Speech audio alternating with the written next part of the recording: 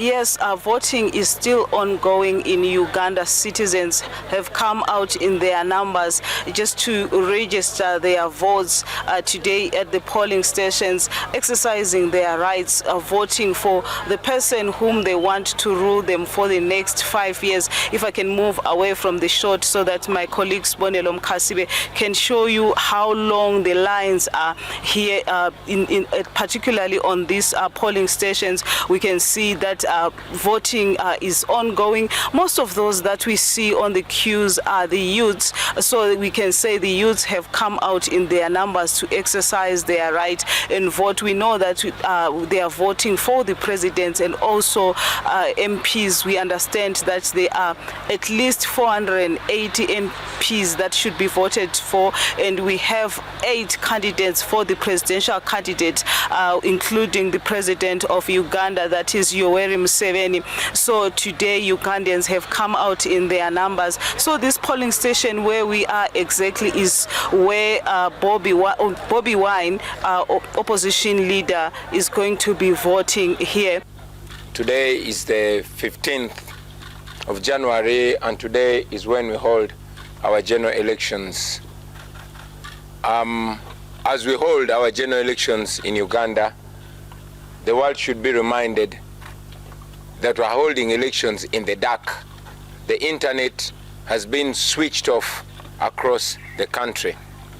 This is done in order to facilitate the intended rigging of the regime. Otherwise, why would the people of Uganda be denied the right to communicate, and why the Ugandan election should be held in the dark?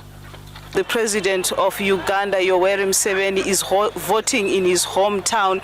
That is about 350 kilometers from the city center of Kampala. But however, that is where he is going to exercise his vote. So here at this polling station, you can see that voting is going on.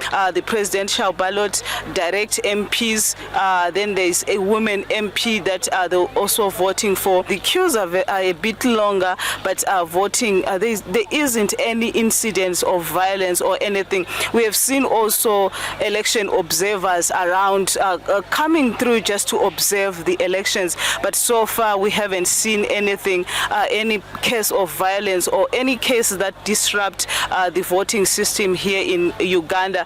Citizens are voting peacefully.